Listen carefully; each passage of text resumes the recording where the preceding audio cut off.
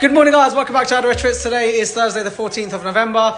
So last night I had in that Audi RSQ8, the 2023 plate saloon. It was in for front sensors and rear camera. The install went through fine. The front sensors were working fine. The rear camera was giving us a headache. There were some software issues which I didn't have one of the files that I needed to upload to it. And the customer came to get the car and it was late, and so we just let the car go. I now have the files in the next day, but yeah, it was one of those things that I needed to get the files in the morning, and I just had to say, you know what, bring the car back. So he's coming back on Saturday. I'll get a recording of that car completed and finished. But yeah, just a little update. That's why there wasn't a video at the end, because like I said, it was late and we let the customer go. Today I've got a gorgeous car in front of me and it's in for quite some nice work. This is an Audi RSQ8. It's absolutely gorgeous Audi RSQ8. It's a 2020 model, finished in, I think this is called Floret Silver. It's huge. Like, it's not just the camera doing tricks. This thing is absolutely huge. Those brake calipers, giant red things. I mean, it's hard to tell on camera, but that's a 23-inch wheel. That caliper is longer than my arm. It looks like a giant croissant. And just back up my hand over the top of it. It's massive. Anyway, this giant beast of a car. It's the RSQ8 Carbon Edition. This car is in for two upgrades. One, the ever popular pop-up speakers on the dash. So we're going to install those, remove these grills and put on the pop-up speakers. And two, soft closing doors. As you can see, it doesn't have it. It's on the latch. I can push it to shut it, but yeah, it doesn't have soft closing. This car, whoever ordered it from factory originally, did half a good job on it. We've got the lovely red stitching in the gorgeous Super Sport seats. It's got the black and red Audi Sport seat belts. It's even got double pan roof, which is lovely. Speakers up in the back. It annoys me that they only offer this on these cars, on the Q8s. The speakers up here at the top looks amazing. And then you've got the Alcantara headliner, which is absolutely lovely. This has got stars in it as well. He's had Starlight roof put into it. Flick on the ignition. There you go.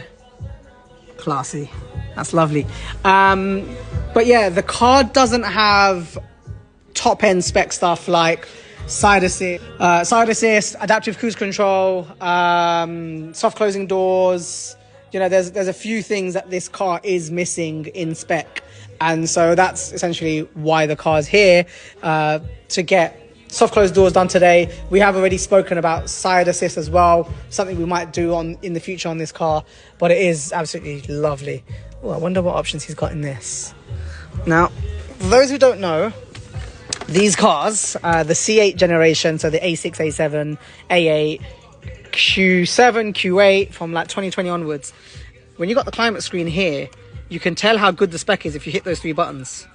So tap on that and it comes up. Look, he's got the ionizer, the perfume system, and all of this, but he does not have a heated flat bottom. Standard flat bottom. No heated steering wheel. But yeah, there's like little indications of where you can see real spec is. Now, like I said, this is the carbon edition, so it's got carbon everywhere. We've got like the satin carbon there. We've got carbon here. There's carbon on the doors. I do like that color combo, the purple and the blue, the light blue thing. Got really like that. Metal paddles. But yeah, this is lovely. But Simon's in early today. Hello, Simon. Simon's gonna. Very nice. Yes. Dzień dobry. Dzień dobry. What is it? Spiridalai. Sorry, he's been teaching me bad words. Anyway, yeah. So Simon's gonna go ahead stripping off all the door cards. By the way, I didn't teach you that word. Someone else told you that. And you're using that to me now. Well, I forgot the word. You reminded me, so... Yeah, because you want to know, so... Okay, fair enough. Okay, kurwa. Yeah, let's get these door cards off. I'm going to strip the door cards. He can do the door cards. I'll do the dash for the pop-up speakers.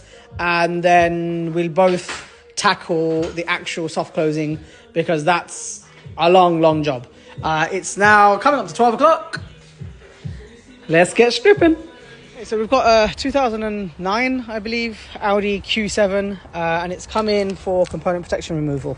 So as far as I am aware, they have changed a part inside the car. I think it's the amplifier. The reason I say that is if you turn the ignition on, turn up the volume, and the sound is all coming from that one speaker down there.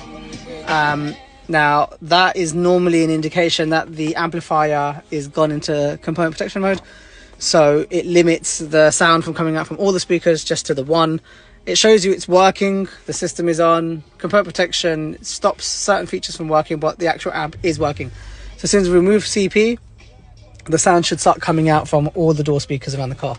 Okay, just like that, we're done. Now you can hear the music sounds so much more fuller. It's coming from all around me, not just that one speaker. And it's a wicked track, throwback. If you know, you know. Anyway, done on this one. Another one just turned up for component protection. Jump over there, find out what's going on with that one. Okay, so this Audi A4, this is a Jap import, and as far as I understand, the owners have changed out that unit because it's, I don't know, they put a UK unit in, took the Japanese one out. UK unit is in, needs component protection removal, as you can see it's there. On this unit, because it's the main MMI, there won't be any sound. So if I just click through that, oh, they've got a problem. They what does he want? Simon's looking for me. Yeah, they've got a problem. This is not working with that, so I don't know what they've done, but I can't seem to control it either. That is a different issue. That's not component protection related. But anyway, I'm going to remove component protection. I guess he's done some sort of wiring problem between that and that, but that's not what I'm doing today. I'm just going to remove that and then see what Simon wants and go back into the unit in a sec. Okay, so component protection is now done on this system. So it's disappeared off the screen. However, the control panel, well, basically I figured it out. That's from a facelift MMI system. This is a pre-facelift MMI control panel because the car is a Jap import, but it is a pre-facelift car.